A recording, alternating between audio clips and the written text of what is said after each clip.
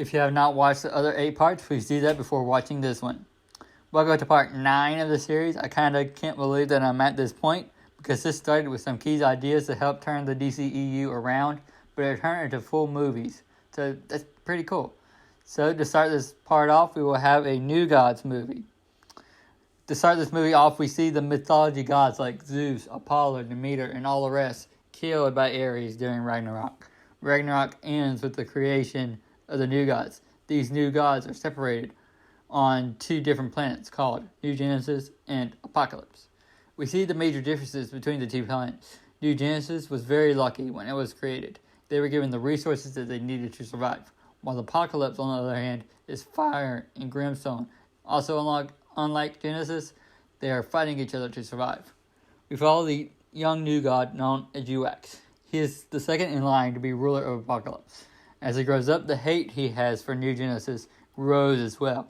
Every year, on the anniversary of the planet's creation, he goes to his parents to try and convince them to attack Genesis. At a certain point, UX just stopped caring about what his parents said about his plan. He realizes, however, that he can't accomplish his mission by himself. He remembers an uncle who was banished by UX's parents many years ago, named Steppenwolf. Once he finds Steppenwolf, it doesn't take long for Steppenwolf to agree to work with UX, because he despises his sister and brother-in-law. The 2 of them work together to conquer some smaller colonies, but they realize that they can't take on New Genesis, since it's way bigger than the other planets. However, they think they can accomplish taking over Genesis in Apocalypse if they get more people. Steppenwolf mentions a secret organization that he created before he was banished, and it's called Home for the Youth, ran by Granny Goodness. Steppenwolf and UX tell her what they're trying to do, and Granny agrees that it's a good idea, but she wants power out of this deal. Also, she wants to make sure that they can win. So, if they can get the power from the mother boxes, then she will allow her girls to help them in the fight. However, to make sure they don't turn on Granny, she will send a graduate of her school and her husband, called Big Brother and Mr. Miracle, to help. Meanwhile, we see the leader of New Genesis, called Highfather, learn about UX and Steppenwolf's plan, and he sends his son Drax to stop him. Drax and UX get to the mother boxes at the same time, and they are about to fight. However, Steppenwolf steps in and says that he knows Drax, that he is UX's brother by blood, and UX's parents sent him away to make peace with New Genesis. After Drax hears this, he doesn't want to fight, and the 2 brothers start to bond. UX goes for the power of the mother boxes, but Drax tries to betray them, because Highfather is still his family, even if they're not by blood. UX defeats his brother, destroying whatever heart he has left. UX then takes the mother boxes into his hands, and his skin turns into a gray rock, and he lifts his head up, and lasers come out of his eyes. He then takes the name, Darkseid. They go back to Granny's, and she gives them her girls. Darkseid smiles and snaps his finger, turning them into his own slaves, called parademons. Granny asks why he did that to her girls. Darkseid says that it was to show her what would happen if she were ever go against him, and that she will get her girls back when he rules the entire universe. Granny has no choice but to go along with him. With the help of his parademons, Steppenwolf, Miracle, and Big Barda, Darkseid goes to conquer New Genesis. When they get there, they come across a man on his hands and knees. He says his name is Darkseid, and he says that New Genesis isn't as nice as Highfather make it seem. Darkseid explains that Highfather and his group of protectors that he has selected himself has brainwashed the power of New Genesis into thinking that everything was okay by using the anti-life equation. Darkseid was able to escape before that happened to him, and he has been on the run since. After hearing Darkseid's story, Darkseid feels for Darkseid, so he allows Darkseid to come along. They get to where Highfather and his group are at, and it doesn't take long for the 2 groups to start fighting each other. With his new powers, Darkseid is able to overpower Highfather, and he's about to hit Highfather with one of his Omega laser beams. Before he does, Highfather says that he sees that Darkseid has found the power from the mother boxes, just like he did many years ago, to find the anti-life equation. He says that the reason why Darkseid couldn't achieve it was because Darkseid didn't use all 3 mother boxes, and now he can't because the boxes move after they are used, and they move to another planet. So Darkseid, in simple terms, is screwed if he wants to use the anti-life equation. This pisses Darkseid off. Before he can kill Highfather, Darkseid gets revenge and stabs Highfather in the back, killing him. With this death, the power for control of the New Genesis is free. Darkseid looks over at Darkseid and says that he can rule New Genesis if he helps him take over Apocalypse as well. Darkseid agrees to this. In the final fight of the movie, Darkseid's army walks right up to where his parents are. And on the way there, Darkseid is turning all the people that get in their way into parademons.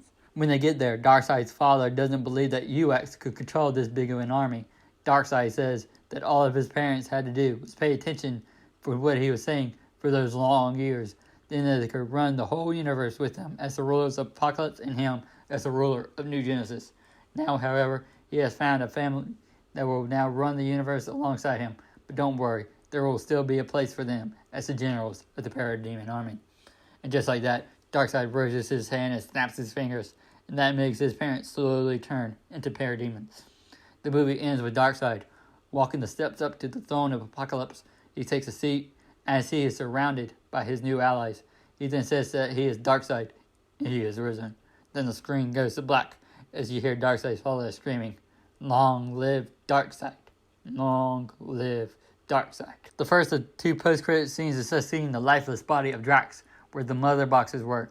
Then 5 of the new gods approach him, and they say that the people in New Genesis would never be controlled ever again. They then surround Drax's body and uses his powers to create one powerful person. That person looks at himself and says, my power is infinite." The next post-credit scene is Steppenwolf approaching Darkseid and saying that he has found where the mother boxes are, and they are on the planet called Earth. Darkseid says that Steppenwolf should go and receive the boxes, setting up the events of the very first Justice League movie. The next movie of this part is Justice League 3. The movie starts with Lex Luthor sitting in his room at Arkham Asylum. He then looks out the window and sees the sky start to turn red. He then gets excited and starts to scream, "He's here! He's here!" We then see Oliver Queen, Laurel, Roy, and Ted Grant have a heated argument about joining the League. Oliver doesn't want to join them because as far as he could tell, he has different goals and priorities than the League.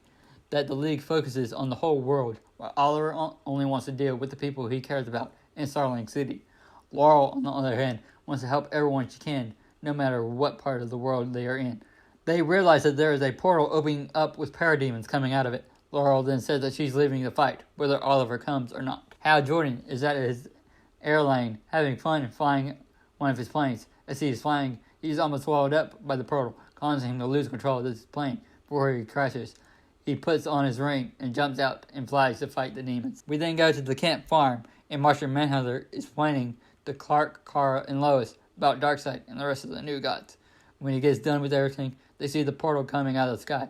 Clark then tells Lois and Miss Kent to go somewhere safe and to call Bruce to tell him what's going on. The heroes then fly up to fight the demons. At the Shazam household, Billy sneaks away from his parents to turn to the hero to fight the demons. Once he returns, he sees the rest of the kids are trying to fend off the demons. After a little while, Billy is attacked by Steppenwolf and Darkseid. His siblings try to help, but they can't without their powers, and they can't turn without giving away their secret to their parents. So they take out the device that communicates with the rest of the League and hits the button. In the Batcave, Bruce is training Dick, and they have no idea what is going on. Alfred then comes down and says that he has a call from Lois. Before he can answer, however, the communication device from the Shazam kids start to go off. That tells Bruce and Dick that something is wrong. They run outside and sees the demons flying everywhere.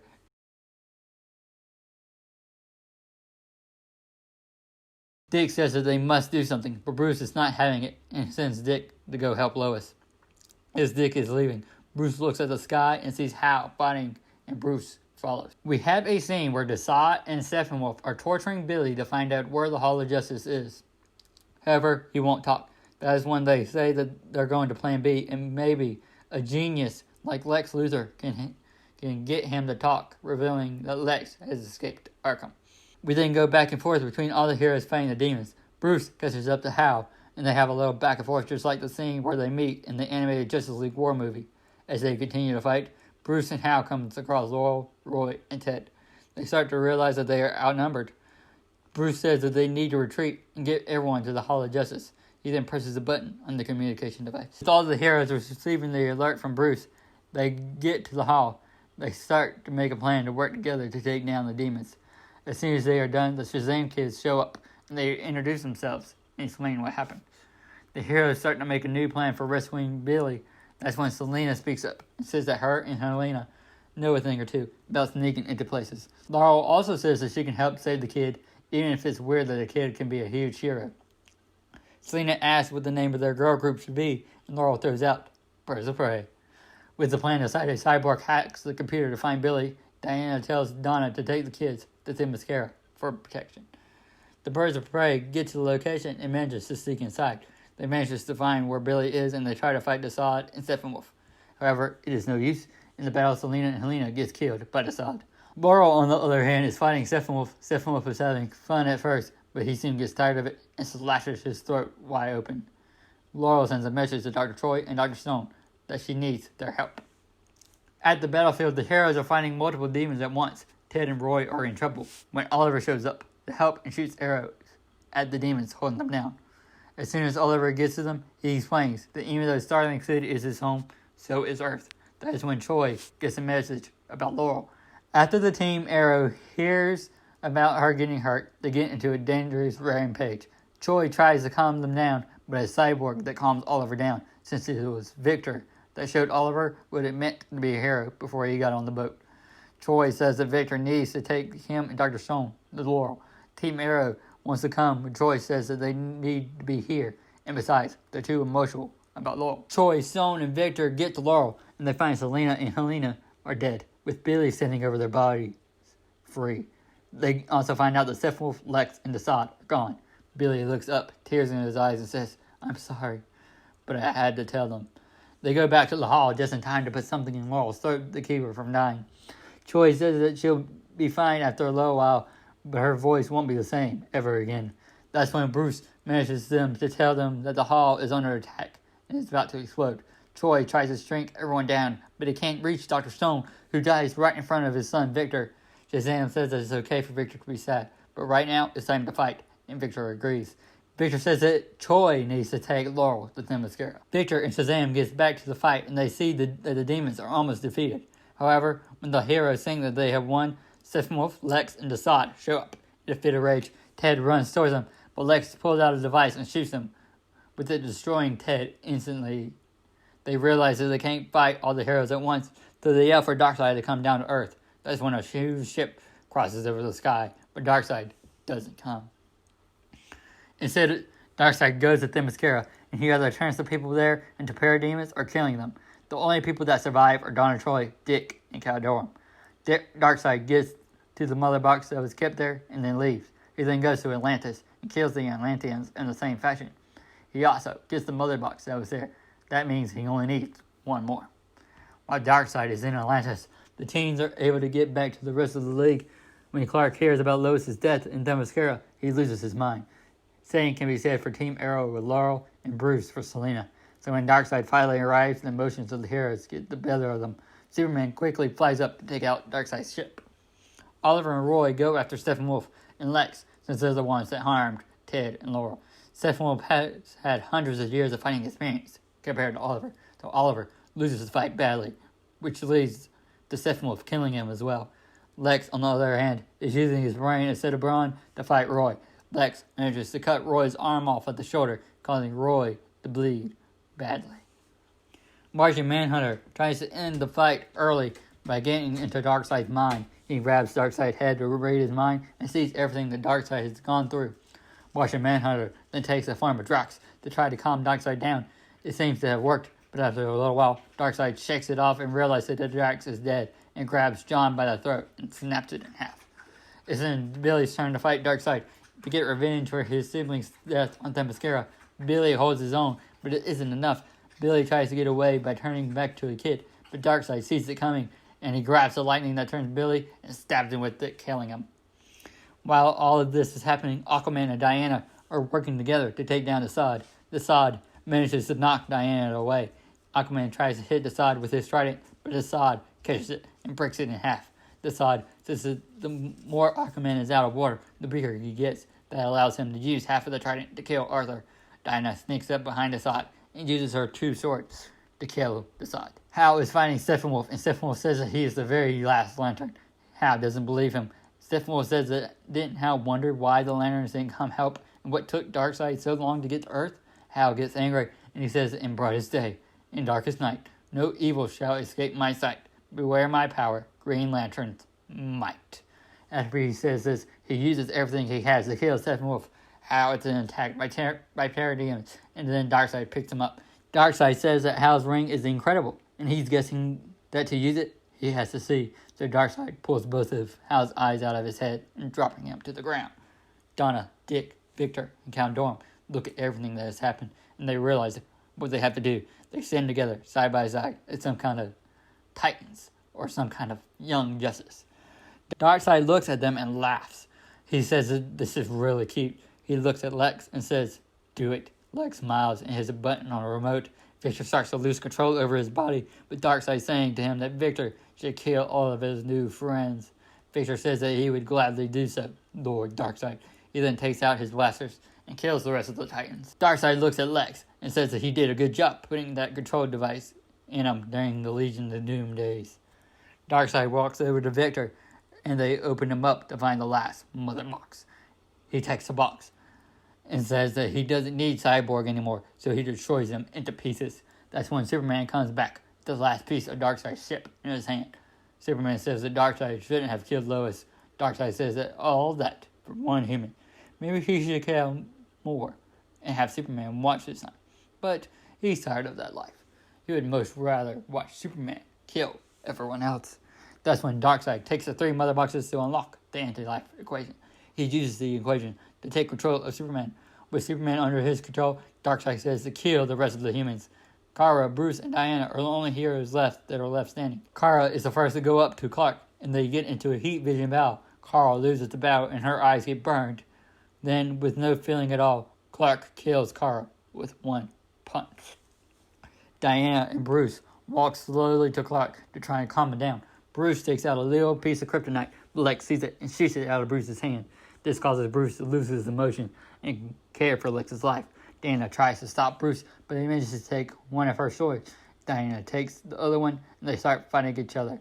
Diana wins the fight, and then walks over to Lex and tells him that she says that he should leave. Bruce sees this as an opportunity to kill Lex. He tries to stab him again, but Diana sees it and moves Lex out of the way, but she gets stabbed herself and dies at the hands of Bruce. Bruce looks at what he has done and just drops to his knees, thinking that he has failed and loses all of his will to fight. Clark wants to kill Bruce, but Darkseid stops Clark and allows Bruce to leave, because sometimes living your worst life is the worst punishment than dying. The movie ends with Darkseid in control of everyone in the universe, including Superman and Batman on the run. The post-credit scene is Lex and LexCorp looking at a bunch of kryptonite, and he says that Project Cadmus has come early. The final movie of this part is Batman vs. Superman 2. This movie is post-Darkseid. It shows the effects on Earth with Darkseid ruling and Superman serving as Darkseid's executioner. It is very similar to Batman Nightmare scene in the real Batman vs. Superman. The movie starts with Lex looking at all the damage that Darkseid and Superman has caused, and he is starting to realize that helping Darkseid was a very bad decision to make. However, he also knows that if he leaves Darkseid, then he's as good as dead, like everyone else. So he must move quickly, and more importantly, quietly. Batman, on the other hand, just barely makes it back to the Batcave. Alfred has isolated himself from the rest of the world. Batman, for the first time since his parents died, is scared. He wants to completely give up on his fight, because he knows that at the end of the day, there's no way that he can win when everyone is gone. Alfred says that even if everyone is dead, Bruce is the best detective that he has ever seen. So, with his brain, what can he come up with? Bruce thinks for a second, and he gets an idea. He finds a piece of Steppenwolf's skin that he still had from their first encounter. He does tests on it, and finds out that Darkseid's weakness is a mineral called radion. He finds out how to make radion, and makes it into several different types of bullets. He then goes to the case that holds the gun that kills his parents. He then heads to the Fortress of Solitude, where Darkseid is to put him down. He gets to the fortress, and he walks up fighting parademons along the way. He manages to get to Darkseid and is about to shoot him. However, Superman busts through the walls and starts to fight Bruce. They fly and fight all over the world, and it seems like Clark is about to kill Bruce. That is when Bruce tells Alfred to send the Batmobile to his location. The car gets there and is able to distract Clark just long enough to get Bruce away. Bruce gets back to the cave, and he is tired and scared, and he doesn't know what to do when it comes to Clark. Suddenly, there's a voice at the doorway, and they ask Bruce if he needs help. Bruce looks and sees Lex. Bruce is about to launch himself at Lex. Before he can, Roy Harper shows up with a robotic arm. Lex says that he realizes that they need to take Darkseid and Clark down, and he wants to help. Roy says that if he can forgive and work with Lex after he cut his arm off, then it shows good Bruce. Bruce reluctantly agrees, but he says that there is no way that the three of them could take down Darkseid and Clark. Lex smiles and says that it's not just them. That's when every single villain that has been in these movies walk into the door. Then, behind them, comes the DCPD, led by Jim Gordon. Gordon says that he has a daughter named Barbara in this world, and he would do anything and work with anyone to protect her. Laxton steps up and says, "You see, Bruce, you have never been alone, even after your parents died, because your home is not just Gotham, but Earth as well, and that home is shared by everyone. Well, everyone except Darkseid. So everyone wants to protect it to our last breath." Deadshot walks up to Bruce and takes the gun filled with radion and says that Bruce has a rule. Bruce smiles for the first time in a long time and hands Lloyd the gun. Bruce says that there is one problem. He has run out of kryptonite. Lex says that he has some, but it's at LexCorp, which, if Darkseid was smart, he would be there now protecting it. Bruce says that no, he wouldn't. He would only send Clark to protect it. So half of the crew goes to the fortress and the other goes to LexCorp.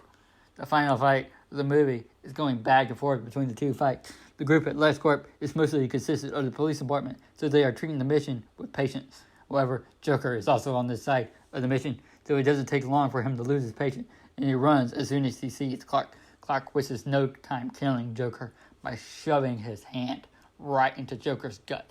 After that point, it's a distracting game to get Lex to the kryptonite. At the fortress, it's the same situation. They are trying to keep Darkseid away from Deadshot. However, it is hard because parademons get in the way. Deadshot is forced to use all of the bullets against the parademons except for one. At LexCorp, Superman has gotten through most of them, and as he gets to the last person, he starts to heat his eyes up with heat vision. However, he then stops and looks down to see kryptonite sticking out of him. He turns around slowly to see the other end of the kryptonite stabbing Lex. Lex then falls down to the ground, dead from the wound of the kryptonite. A wounded Clark then flies away. Finally, at the fortress, Darkseid has turned everyone except for Bruce and Deadshot into parademons. Darkseid picks Bruce up by the throat and is about to kill him when there was a gunshot, and Darkseid turned to shock as he slowly starts to die from the radion poison from the bullet that Deadshot just shot him with. The movie ends with Bruce and Deadshot looking at Darkseid's dead body, and then Bruce offers a hand out of respect, and Deadshot shake it. This movie should have no post-credit scene. Thanks for finally watching part 9 of this series. I hope you enjoyed it. Please like, comment, and subscribe.